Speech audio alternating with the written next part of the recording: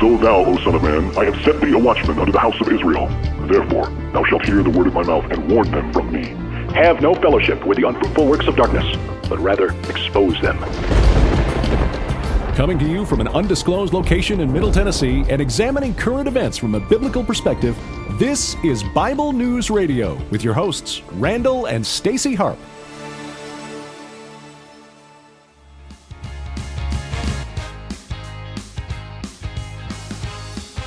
Okay, hey everybody. I want to welcome you to today's edition of Bible News Radio. I am Stacy Lynn Harp, waiting for Randall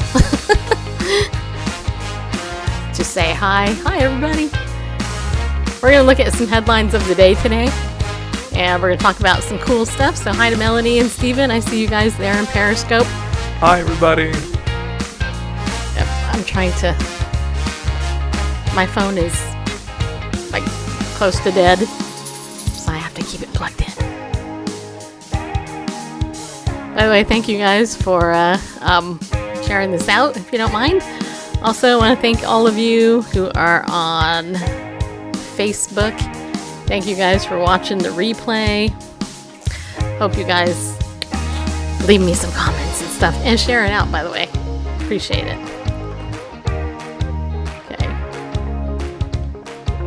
Hey Mia, nice to see you. Thanks for coming in.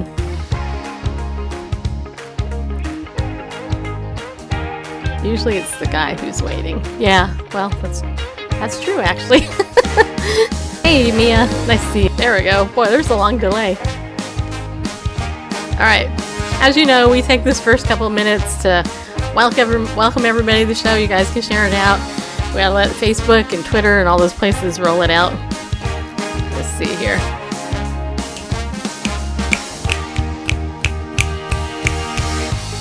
Okay. You guys. So this is going to be an interesting show. I think you guys are going to get something out of it. I'm going to shout out a couple of people, share some news with you, and I hope that we offer you a bit of encouragement in these days where you just never know what's going to happen. Mark, Gregory, thank you for coming in. Pastor Garrett, thanks for coming in, buddy. All right, people. Alrighty. Okay, I'm turning it down. This takes skill. Alright, thank you. Good night. I'm just kidding. I don't know why. See how rock and roll has totally conditioned us? We're all conditioned to say thank you and good night at the end of a song. Good to see you too. Gave? I can't read that. But anyway. Hi. Okay, so there's a couple announcements I want to make right up here at the top of the show. Just a couple, and then we're going to get into some news. We actually got a lot of news. Dang. The world never stops. So, first thing I want to let you know is that tonight on Facebook, my good friend Dr. Ikena Finch is interviewing me about her social media power summit. And so you will be able to tune in live over on Facebook. I'm going to share it out on probably on Bible News Radio. Definitely share it out on my personal profile on Facebook. She's going to be interviewing me because because I'm speaking actually at the Social Power Summit. Okay, so you guys need to go over to socialpowersummit.com. Yeah, that's it right there. Which is actually going to be held here in Nashville, September 14th through 15th. Ikena is interviewing, I think, all the speakers. Up until then, I'm the first one, primarily because I volunteered to go first. Just so you know. So that's what we're going to do tonight at 7 Central Time. And we're going to be talking about, she's going to be actually asking me about how to land an A-list guest in the world of social media. In case you don't know, I've been doing social media and podcasting and all this stuff for 14 years. It feels like it. It's actually getting close to 15 years of my life I've been doing this. I've learned a little bit about how to work with media, how to land interviews. And, some of it, frankly, is common sense. Some of it is luck.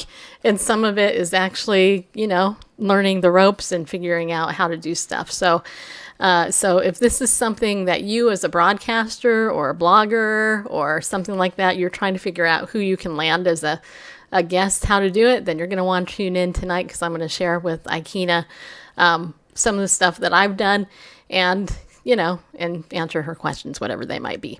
In the meantime, if you want to join us for Social Power Summit, go to socialpowersummit.com. Tickets are on sale, and she's got a lot of awesome people who are going to be there, and she's also throwing a birthday party, just so you know. Her birthday is, I'm trying to remember if it's during it or... Anyway, she's throwing a birthday party.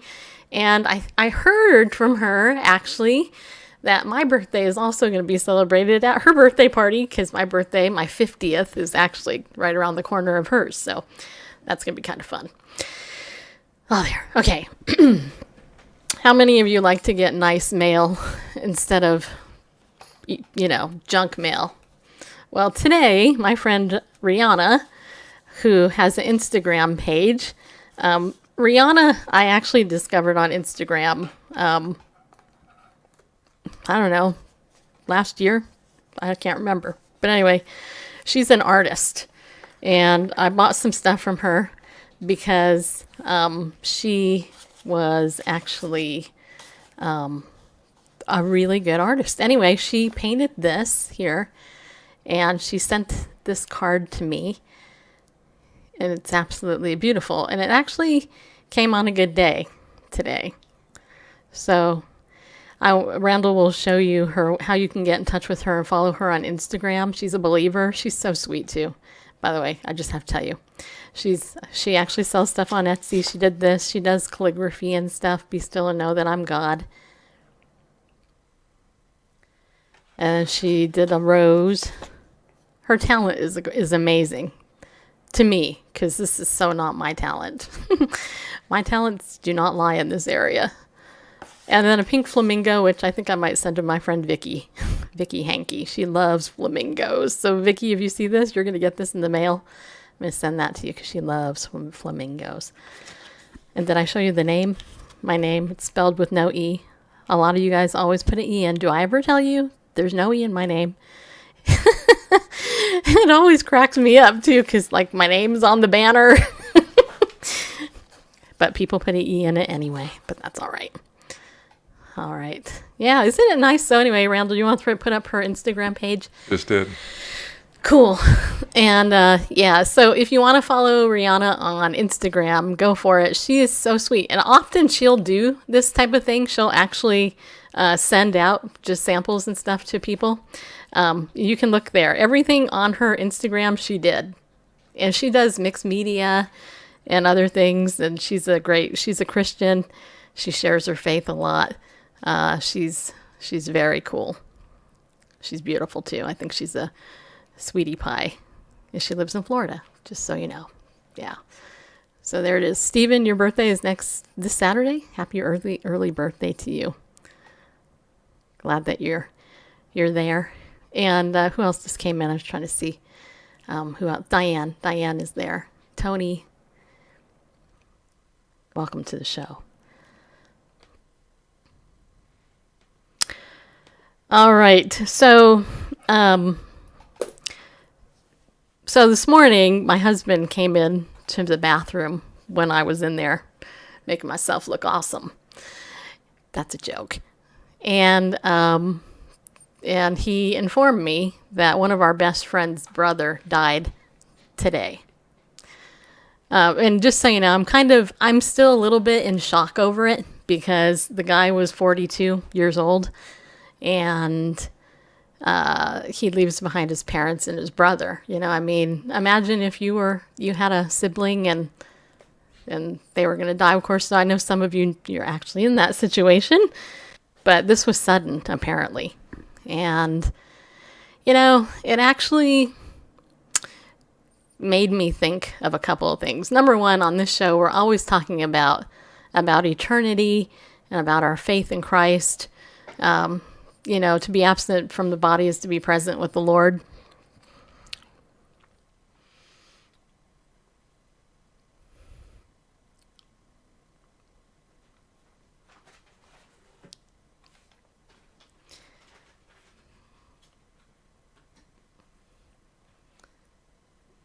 He was the son of a preacher and his wife, pastor's kid.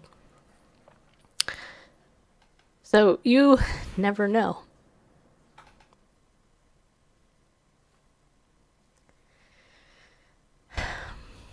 You just don't know.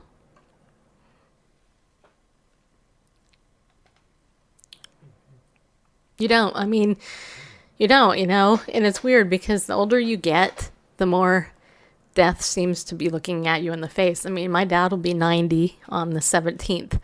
So I'm always around a lot of old people, and I think old people die, I'm not trying to be funny. They do. They die. But you know what? Young people die. And so, I'm still trying to process my feelings on this because, this is really, really, just sudden, Do you know anything else, Randall, as far as what happened? I know that he was in the hospital last year, not last year, I don't know, a year or two ago, and it was kind of a touch and go with a mystery illness, as I recall. They kind of straightened things out, and he was doing fine, and just recently back in the hospital, and I'm not sure, but I think they believe, some cancer related, and then apparently died of sudden cardiac arrest last night. So I don't know. I don't know the facts, and yeah. Yeah. Yeah, you're still kind of in shock yourself, I think. Yeah, I just don't know what to. Yeah. No words. I can't even imagine. So we just want to ask people to pray for the Paxton family. Paxton is the last name. That's all you need to know. The good news is that Phil knew the Lord. He knows the Lord. And again, to be absent from the body is to be present with the Lord. That's what eternity is about. I mean, that's ultimately why we're believers, right? Because Jesus conquered death. He came to save us from that and to give us an eternity with him. So I'm happy for Phil. Honestly, Phil's in a good place. I was thinking of a couple of things. Number one, we got to take our faith seriously. And this is why we're believers, right? I mean, ultimately, being a Christian isn't about having a good time singing out to your worship praise music, okay? That's not what it's about. It's about really thinking about what Jesus did for us. The fact that he died for you on the cross for your sin so that you ultimately don't have to pay the penalty of that sin. The wages of sin is death, but the free gift of God is eternal life through Christ Jesus, right? I know Phil believed that. He lived that. I believe it. I do my best to live it. Do I always? Am I perfect? Nope.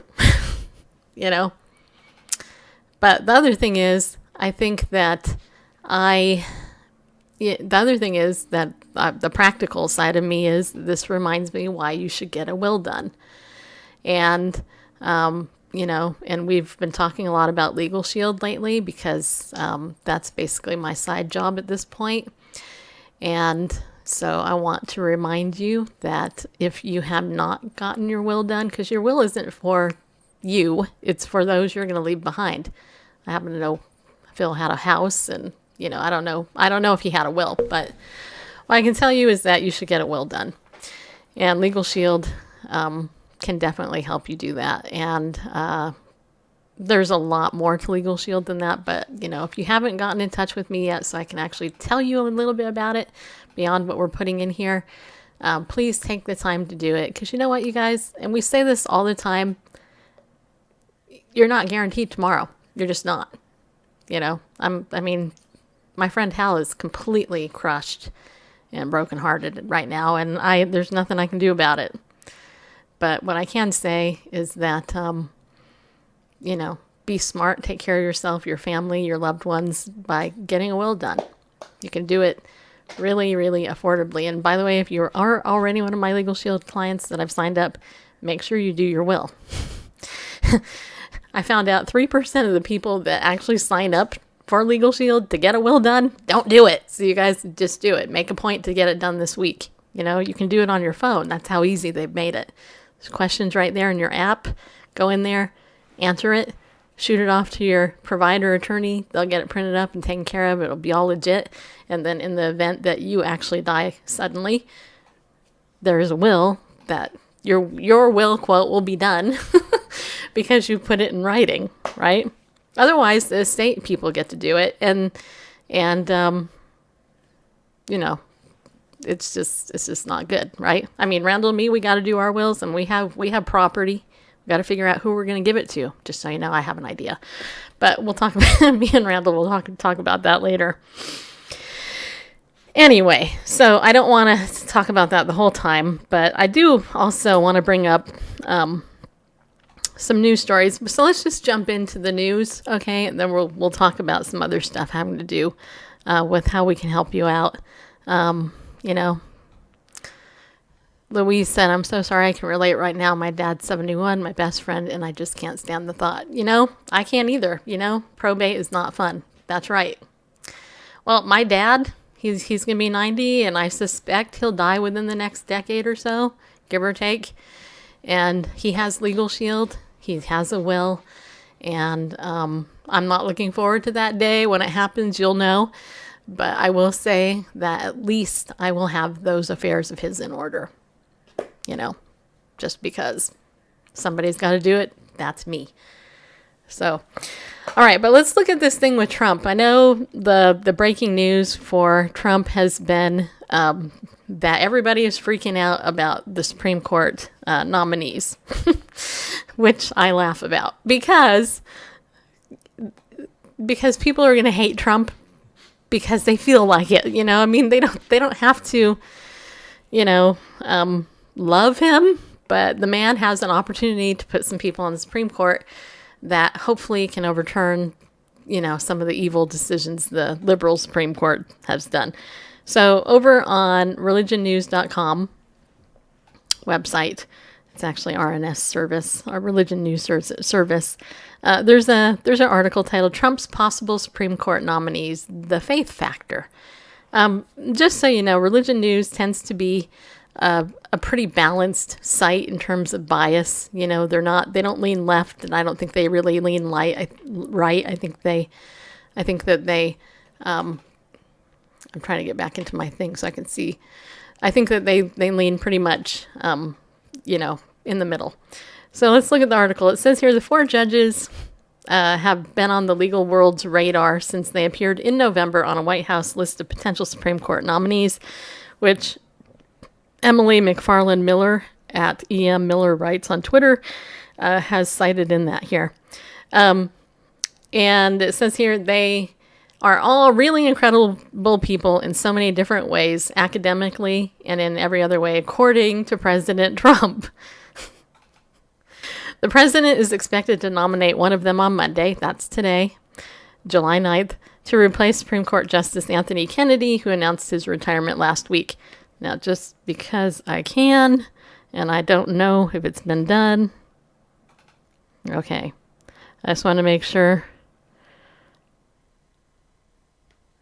Okay, it hasn't been done yet, so I was going to say. According to Fox News, Trump has chosen his Supreme Court nominee, but of course we don't know who it is. Okay, I guess he's going to mention it tonight. So I can't tell you because I don't know who it is. But anyway, back to the article. So the article says, for his first pick for the High Court, Trump thrilled his conservative and evangelical Christian supporters by selecting Neil Gorsuch, an adherent of the strict constructionist philosophy espoused by the Justice. Gorsuch was replacing the late Antonin Scalia, who, by the way, if you recall, Antonin Scalia, they found with a pillow over his head, which is a really weird way to die. And some people still believe that was not an accident, that it was like, some nefarious thing that took place. Anyway, for many conservative evangelicals, the Supreme Court is the reason they voted for a president who doesn't always talk and act like a person who's been called God's chosen candidate. Now, the president seems to be angling to hit another home run, in Trump's own words, for his base. The next justice appointed to the court will almost certainly decide cases on access to abortion, marriage, and LGBT rights, and the place of religion in public life, and possibly, some observers say, revisit the landmark abortion case Roe v. Wade, which would be awesome. I mean, it totally would. Even if they got Roe v. Wade to be thrown back to the states so the states could decide, abortion would be like totally illegal in a lot of states, right? So that would be awesome. Even if they can't overturn it, which would be totally nice. With these issues in mind, activists, politicians, and court prognosticators are studying the cases and faith influence of the most likely nominees among the 7 contenders the president reportedly has interviewed. Here's a list of the 4 possible nominees widely considered to be frontrunners and what they've said and done with regard to religion. This first one, Amy Coney Barrett. The dogma lives loudly within. Amy Coney Barrett. That's according to Democratic Senator Dianne Feinstein, who expressed concern about how Barrett's Roman Catholic faith might impact her judicial decisions, as Barrett, now 46, was on her way to being confirmed as a seventh U.S. Circuit Court of Appeals judge last year. The line quickly became the rights equivalent of nevertheless, she persisted. Now, this is funny. First of all, I just have to make a comment about Senator Dianne Feinstein. Dianne Feinstein is archaic. She is a liberal. She is, how do I say this? She needs to retire, okay? Just say it. Dianne Feinstein needs to go. I mean, she's like a stronghold in the Democratic Party in California. She just needs to go away. Anyway, never mind that as an appeals court judge, Barrett would not be called upon to remake Roe v. Wade.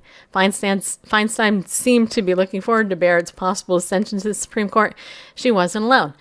Several organizations, including Catholics for Choice and the Secular Coalition for America, opposed her nomination to the appeals court because they said she had spoken, quote, disapprovingly, unquote, of Roe, and signed onto a statement calling the Affordable Care Act's mandate for insurance coverage for contraceptives as an assault on religious liberty, which it is, actually.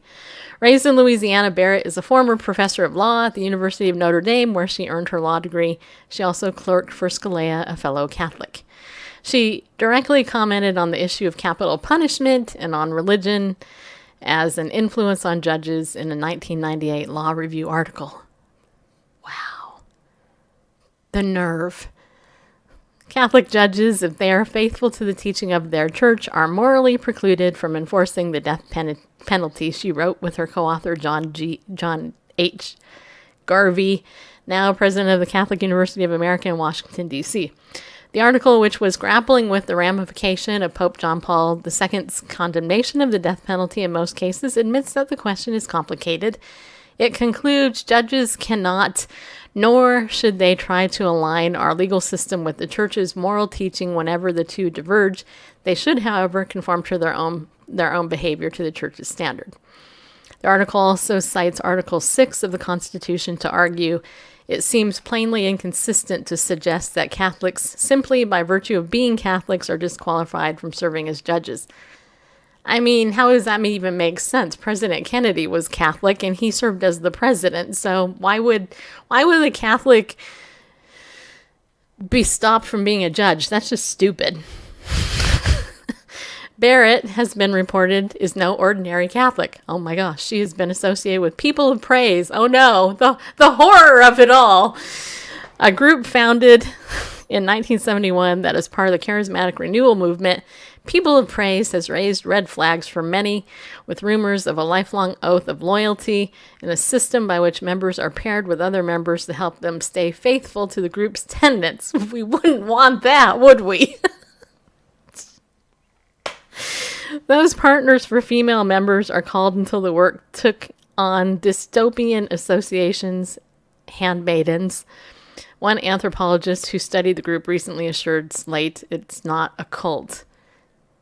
And why would they even care if it's a cult? I mean, these liberals backed Mitt Romney, who is in a cult. Seriously, it's ridiculous. All right, anyway. The second one, Brett Kavanaugh. Like Barrett, Brett Kavanaugh, 53, is Catholic. The judge in the U.S. Court of Appeals for the District of Columbia Circuit is a regular lector at his church, the Shrine of the Most Blessed Sacrament in Washington, D.C., near his Maryland home. He volunteers for the St. Maria's Meals program at Catholic Charities, according to his biography on the court website, and he is tutored at the Washington Jesuit Academy. Well, I think a lot of people in the conspiracy theory people would have some issue with that. Unlike Barrett, who has served on the bench for less than a year, Kavanaugh has a long history of judicial decisions behind him. Nominated by President George W. Bush, whom he served as a White House lawyer, Kavanaugh has spent 12 years as a judge on the D.C. Circuit. And he dealt with decisions that had to do with religious conservatives, including abortion rights. Last year, Kavanaugh dissented on a controversial decision that allowed an undocumented teenager who had crossed from Mexico into Texas as an unaccompanied minor to get an abortion while living in a government-funded shelter. The decision, he wrote, was ultimately based on a constitutional principle as novel as it is wrong, a new right for unlawful immigrant minors in U.S. government detention to obtain immediate abortion on demand. But Kavanaugh's ruling was less restrictive than other judges in the case, giving some cause to worry that he's too pragmatic. That means practical, in case you were wondering. Similarly, these voters favor his dissenting opposing the Affordable Care Act's birth control mandate, but worry that it conceded that the government has an interest in providing coverage for contraceptives, but that the government can achieve it in other ways. So that's according to the Supreme Court of the United States blog. You can actually go look at that later if you want. So he actually, okay. All right, anyway. Okay, so the third one, Raymond Kethledge, I guess that's how you say it. He's a judge for the 6th U.S. Circuit Court of Appeals. He would be the sole evangelical Christian on the Supreme Court. He was 51 years old and also would break the Ivy League mold. He was raised in Michigan. He earned his undergraduate and law degrees from the University of Michigan. He currently lives in the Great Lakes State and has said he writes his opinions in a rustic barn office overlooking Lake Huron with no internet, no cell phone reception, and a wood stove for heat. Wow. Among his decisions is Acosta v. Cathedral Buffet Incorporated, which concerned a buffet restaurant owned and operated by Grace Cathedral Church, whose president is Ohio televangelist Ernest Angley. Angley was accustomed to recruiting volunteers from the pulpit to work at the buffet for a nonprofit enterprise. For-profit. Rather, for a for-profit enterprise. Thank you. A practice the Labor Department said violated minimum wage requirements. Well, the appeals court found that the volunteers weren't underpaid because they didn't expect to be. Rather, they were happy to do God's work. Just so you know, in case you didn't know, there's a lot of people out there who think all Christians should just do everything for free. Just so you know. The department seeks to regulate spiritual conduct spiritual conduct, I'm not even sure if I'm saying that, to impose significant liability as a result. Kethledge wrote in his concurrence with the decision, he cautioned that no government bureaucrat can make spiritual judgments about what motivated the churchgoers to do the work. The coercion that matters is not anything that Reverend Angley said to his congregation on a Sunday morning.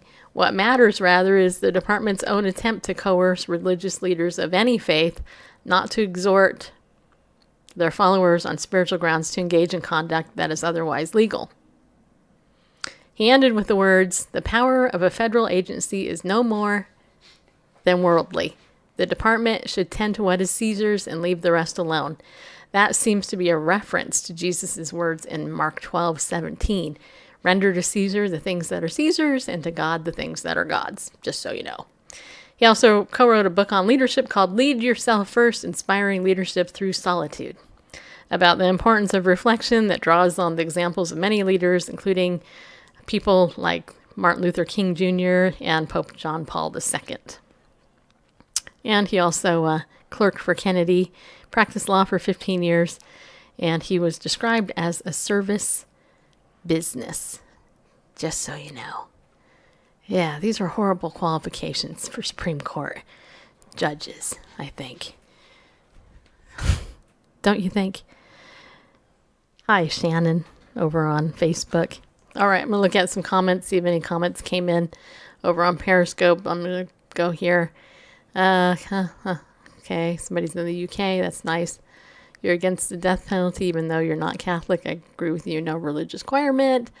All believers, we should be surrounding these appointees with prayer from the attacks from the devil. Definitely true.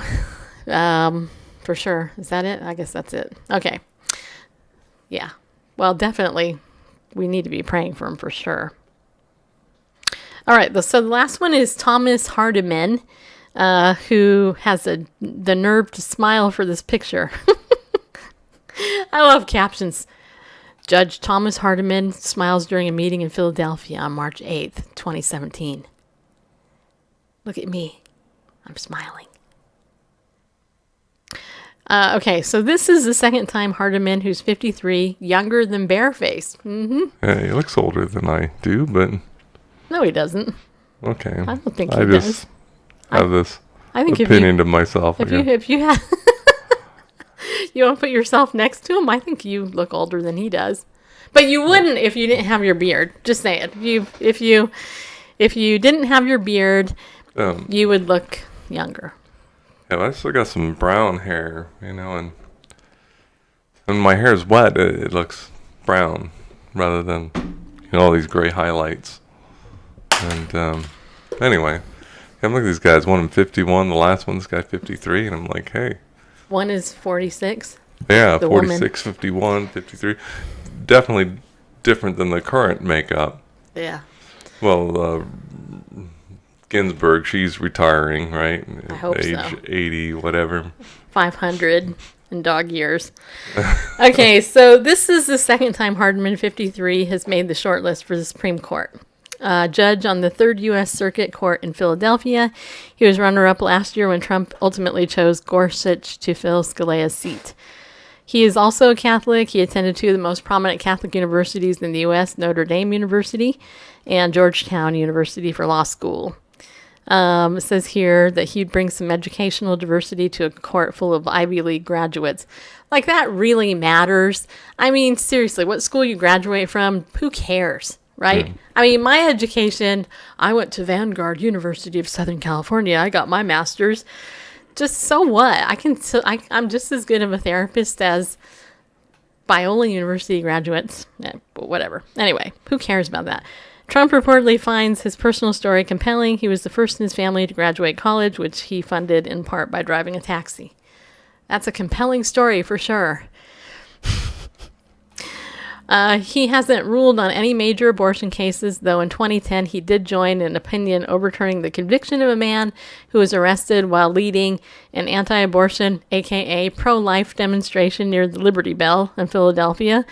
And earlier this year, he was one of the 3 judges who allowed the Little Sisters of the Poor to join the Trump administration in a case regarding the contraception mandate of the Unaffordable Care Act that Obama did, also known as Obama Nation Care. But he has ruled on other cases important to Christian conservatives, including some religious freedom cases. In several cases in which inmates complained prison officials kept them from practicing their faiths, he generally ruled against the inmates.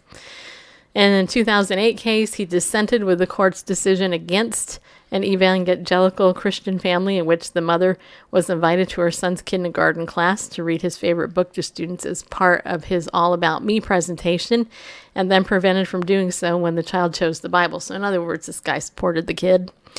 Hardiman wrote that the school district went too far in this case in limiting participation in All About Me week.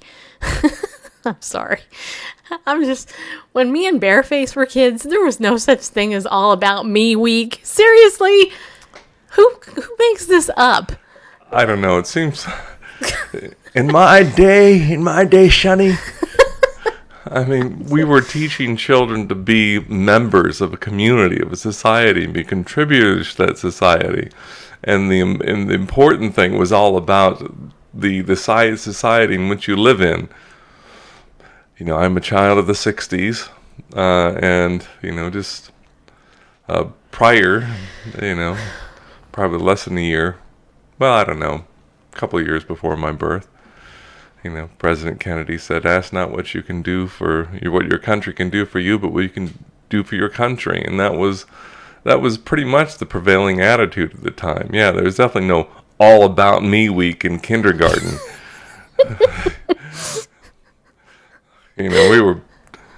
That was the whole thing. When you're We have the selfie culture now. yeah, when you're an infant, you're helpless. The world revolves around you because you can't do for yourself. You need people to feed you and clothe you, change you, etc. But the idea, at least where I come from, the idea was that as you mature, you're more responsible. You can take care of yourself and responsible for taking care of others. That, is to shifting the view. The people who were all about me, that was considered immature. And, right. And then the idea was to be less self-centered. And the All About Me week actually sounds like it's something from the gay agenda. Anyway. We want to hear all about, Bible, though. I don't care what you think about that. You can't be reading you can't even bring that to school, young man.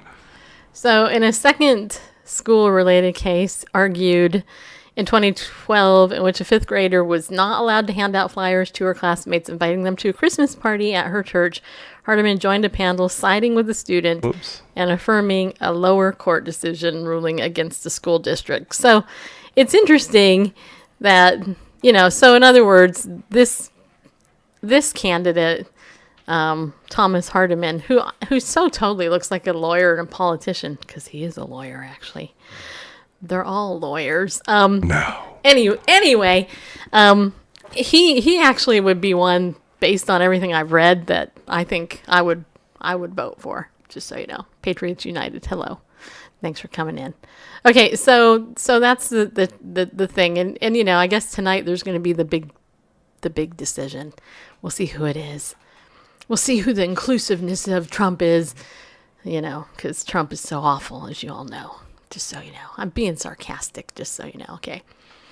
All right, so the other story I wanted to share with you is the Church of Sweden is telling clergy to use gender-neutral pronouns for God, not he or Lord. See,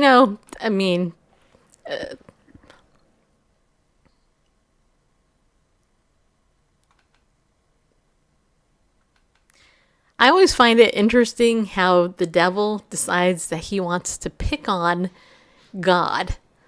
Well, we can't refer to God as a he, even though he is a he, or Lord. No, we won't want that.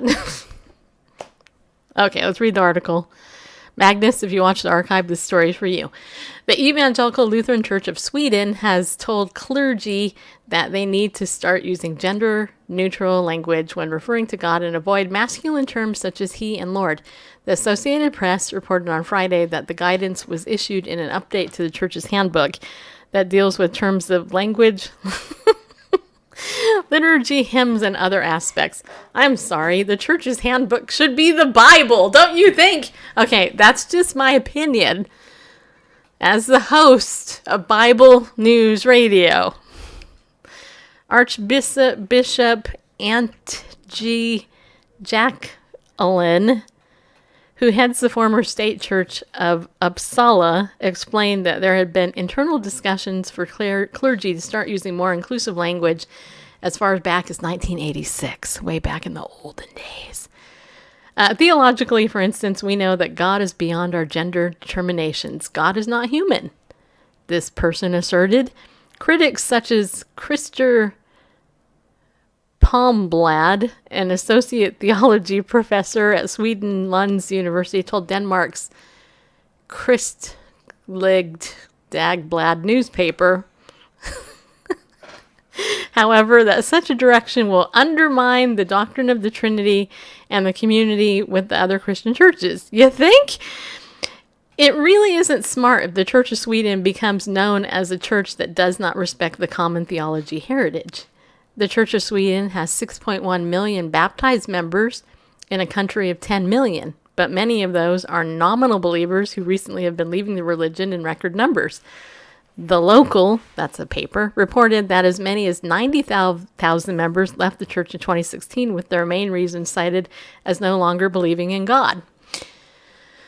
So if if the fruit of your church is that you go to it and you no longer believe in God, then you're smart for actually leaving the church in hopes that you actually want to find God. You go to another church where they actually talk about God. That'd be good. Pernilla Johnson, head of analysis at the Swedish Church's Department for Research, said when speaking about the membership decline, the survey confirms that what we previously thought, which is that the decision to withdraw is for most people a long process. They have a weak relationship with the church or have not reflected on their membership. And when the church is then in the public spotlight, you're reminded of your membership to renew it. And review it, rather. The Swedish church has also separately voted in favor of blessing same-sex marriages, and elected Eva Brun, the world's first open lesbian bishop, back in 2009. The Christian movie The Shack, which was a heretic movie, by the way, and I know a lot of you saw it, and I'm sorry, that's my opinion, just so you know, which enjoyed box office success when it was released earlier this year, meanwhile stirred a number of theological debates about God and gender language. Yes, because the guy that wrote it is a heretic. A movie should influence, should dictate church. Tony Reinke, author of Newton on the Christian Life to Live as Christ, wrote in a blog post at the time that the Bible never titles God as our mother, despite the movie depicting God as a female character. Yes, that's right, because the shack it's heresy. This guy also said that while there are instances throughout Scripture where feminine imagery is used to describe God's actions or character, God is given masculine rather than feminine titles. Yes, he is. That explains why in Scripture we find many masculine titles for God: Lord, Father, King, Judge, Savior, Ruler, Warrior, Shepherd, Husband, and even a handful of metaphorical masculine titles like Rock, Fortress, and Shield. While feminine titles for God, Queen, Lady, Mother, and Daughter, are never used. Okay. I don't know about you, but this type of stuff drives me crazy. Well, what do you think? Bareface, because it's. Well, I think it's an end run. You know, we want to be inclusive. We want people to feel safe. You know, they may have father issues, whatever. And I can see the arguments. Well, you know, in the beginning, you know, God created man his image, male and female created he them. So male and female are part of God's image, and as Reinke points out here, you know, there are feminine characteristics of God that are described in Scripture. Yeshua himself, you know, told the people of Jerusalem how I would have gathered you under my, gathered you to myself as a hen gathers her chicks under her wing. And there are some feminine aspects, male and female, create, the complement of both or the full image of God, created male and female in his image. Good point. Christ in the church is a picture, is pictured in marriage, Christian marriage. Husband and wife is a picture of Christ in the church. So there are those aspects in the Scripture. God has both masculine and feminine attributes. And, but the titles are always masculine, not just in the English, in the Hebrew and in the Greek. The titles are always masculine, and I think that's why that's important. Why I figure it's an end run. They may be considering, hey, we want to be, gender neutral here. You want to be inclusive and not offend people, but then we get to drop titles like King and Lord. And the church does that. The church drops the titles Lord anyway. I know they're always talking about Jesus as your Savior, my friend and my lover and my that's those two are true, but right. He's Lord of all, right? And so I think by dropping the masculine titles, trying to be gender neutral, I think it's in back of that is to drop the titles King and Lord. So he's a God made in our image and not vice versa. Yeah. Awesome Tutu. Nice name, guy. What's your actual name? Says Eve was created from Adam, not the other way around. Exactly. That's a great point. By the way, I actually learned something interesting from my dictionary.com mobile app that I paid to upgrade for $4. Did you know? Here, this is just fun trivia. Do you know that a lot of countries refer to their country as the motherland, right? America, she's great, just as an example. But did you know that there are actually countries out there that refer to themselves as the fatherland? Did you know that? Do you know what one of those countries is? I'll tell you, it's Germany. Deutschland, yes. Uh-huh. Yeah. So that's interesting. Michael. Okay, Michael. Hey, it's nice to meet you, buddy. Bob, Bill 1. Nice. What's your question? Is it a serious question? Bob Bill 1? I'm not going to call you that. I'm just going to call you Bob Bill 1. Go ahead, ask your question. Okay. While Bob Bill 1 is getting his question ready, I'm going to read another article because you guys know that identity theft is a big issue, right? I've been talking about this because it's a huge issue. There's gazillions of places that have had their stuff breached, but fraud is on the rise. I just wanted to read you the story because it caught my eye, and I thought, you know what? This is why people get mad. Okay. So this is on timesledger.com, and it's titled "Wealthy Queens Woman Pleads Guilty to Welfare Fraud." Okay. This really irritates me.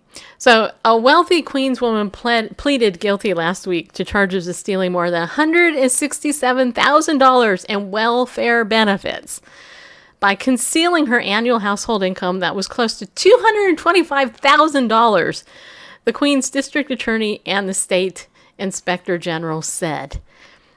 In pleading guilty, the defendant has admitted to stealing funds from the Medicaid system, a program intended to help those who are truly in need, said DA Richard Brown.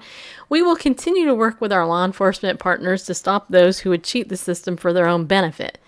Gallant Levi, 31, of 82nd Avenue in Hollis Hills, pleaded guilty to welfare fraud in the 5th degree. The DA said, concurrent with her plea, Levi paid $167,000 in restitution to the city's Human Resources Administration and was ordered to pay a measly $1,000 fine, according to Brown. While claiming poverty to receive welfare benefits, Levi was married to and living with Asif Moshe, also known as Joe Levi, co-owners of King's Development Group, LLC, a real estate and holdings company. He was indicted last year on charges of defrauding and stealing homes from multiple homeowners across New York City, targeting the sick and elderly who were in financial distress, the DA said. Levi was not criminally implicated as part of that real estate theft scheme. I wonder why. An investigation by Inspector General Catherine Leahy Scott found that between 2012 and 2015, Levi reportedly filed documents that falsified and concealed her household income of between $200,000 to nearly $225,000 while applying for and recertifying her need for taxpayer-funded health care benefits destined for those in serious need of financial help. In total, Levi stole more than $67,000 from the Medicaid system during those years, according to Scott. She included information that she and her family, including her husband and 4 children, lived in a 1-bedroom basement apartment with total household expenses amounting to $650 per month.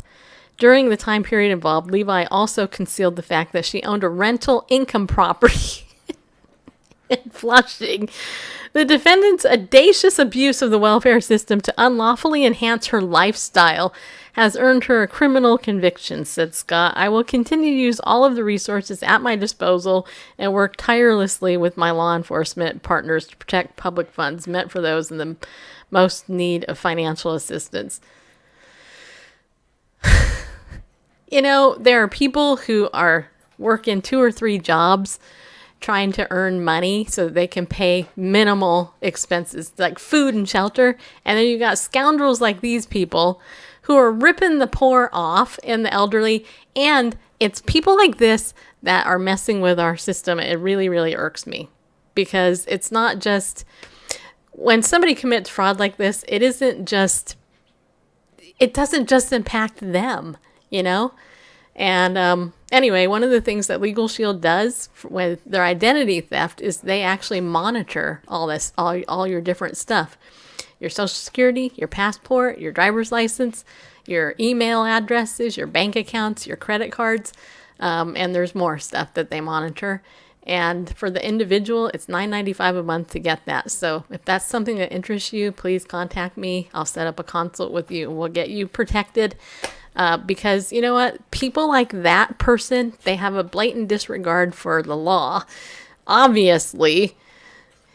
And, you know, my goal at this point, and I was on a couple of calls this morning, my goal, seriously, is to protect as many people as possible by getting them Legal Shield and ID Shield so that they can protect themselves.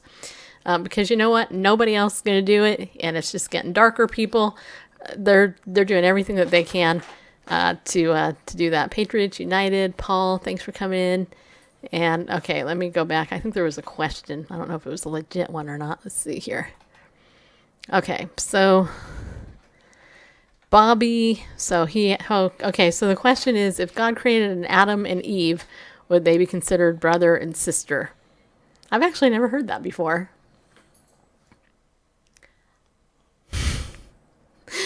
Randall, do you want to answer that? Wait, or since Adam's rib was used to make Eve, would he be considered her father? Sorry if this sounds weird. I'm not trying to make a joke. And then this guy says they were actually second cousins. Okay, and then the other guy says jail time. Do you want to answer the question? I have my answer, but you're the man. Well, be interested in hearing your answer. I don't think they'd be considered brother and sister because they weren't birthed. You know, did they have navels to have belly buttons? I don't know. He might have created them with them. Maybe. They didn't need them. There was no need for an umbilical cord. So since they weren't birthed through sexual relations, there isn't that dynamic. There isn't that dynamic that we find, that is inherent in other human relations, familiar relationships, because there is a genetic, contribution from mother and father, and if they share parents, your brother, half brother, and we have all that stuff. But they weren't the product of human reproduction. They were divine creation. So I don't think the terms brother and sister even enter the picture, nor second cousins or anything like that, because no. And here's what I think. I agree with my husband over there. That's good. Here's the thing. First of all, Adam and Eve were clearly created as adults. Okay, right. They were created as man and woman from the beginning. Okay, so right, not infants. They weren't babies, first of all. But they were created, and what God told them tells you what they were. God told them to come together, to be fruitful, and multiply. Right. Only husbands and wives do that, right? Or should. Right. Yeah. And so then Eve, when Eve had her babies, Cain and Abel, they were brothers. Mm-hmm. And it was clearly described they are brothers, mm-hmm. right? And that's when, all that stuff started to come out. So you gotta, if you take God at his word, which hopefully you do, that's the easy answer. So yeah. Thank you for your question. I found it. Actually, it was a good question. I've never heard that question before. Yeah, it is. I had never either, but it is a good question. But, Yeah. Adam, it's interesting. We call him Adam, but he's never given a name in the Old Testament. He's just referred to as the man, Ha-Adam. But he himself gave Eve a name, Chava, which somehow ended up in Eve in English language. But because she was the mother of all living. So she was given a name, like a proper name, but he's not given one anyway. He was Ha'adam, because he was created out of the Adamah. He was created from the dirt, from the earth. Yeah. And she was created from genetic material, but not, not 23 chromosomes from dad, 23 chromosomes from mom. Completely out of. Before we forget, though, if you want a free Bible study, if you go over to our website, BibleNewsRadio.com, and go to the resources page, there's a free Bible study there. It's called The Ministries of the Holy Spirit. This is from the founder of Ariel Ministries, which is our sponsor.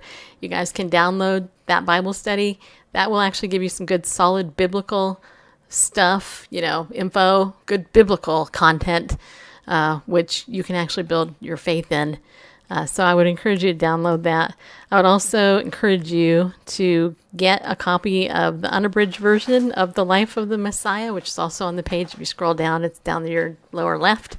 Or get volume 4, 1, 2, 3, and 4 of the actual abridged version of The Life of the Messiah from a Messianic Jewish perspective. That's going to give you a big, solid, definitely solid stuff. Look, and you know what? Books are your best investment, in my opinion. Books, DVDs, MP3s. It takes a lot of time for people to put this stuff together. And this stuff is solid biblical stuff. So if you're actually a pastor, and I know some of you are out there, actually, we have quite a few pastors that listen.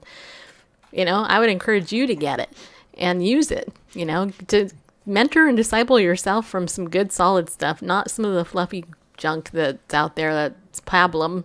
I don't mean to be mean, but you know what? Your church wants some solid meat to chew on, and this is some good stuff here. I mean, it really is. So that's Indeed. What I would call you. We're not talking about just the production time of a book or MP3 or DVD.